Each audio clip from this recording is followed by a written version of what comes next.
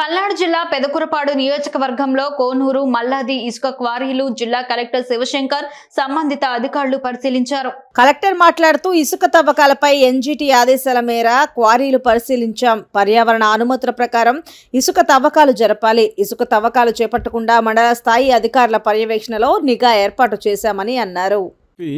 National green tribunal నుంచి కలెక్టర్స్కి directions ఇవ్వడం జరిగింది.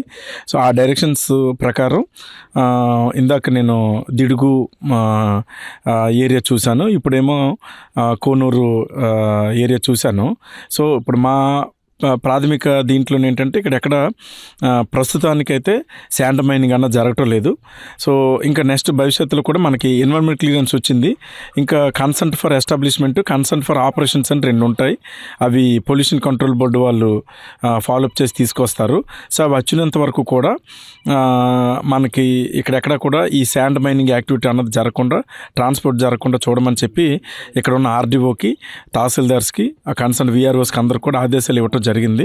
సో అటువంటిది ఏదైనా జరిగితే చట్ట ప్రకారం చర్యలు కూడా తీసుకోమని చెప్పి ఆదేశాలు అన్నది ఇవ్వటం జరిగింది.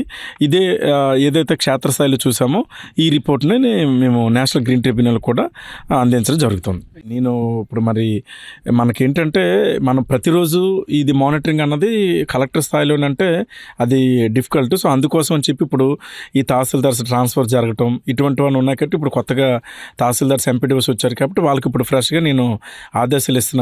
ఇక నుంచి ఏదైతే మనకి గైడ్లైన్స్ ఉన్నాయో ఆ గైడ్లైన్స్ లోబడి ఇక్కడ నిబంధనలు అతిక్రమించకుండా ఉండే విధంగా చర్యలు తీసుకుంటాం.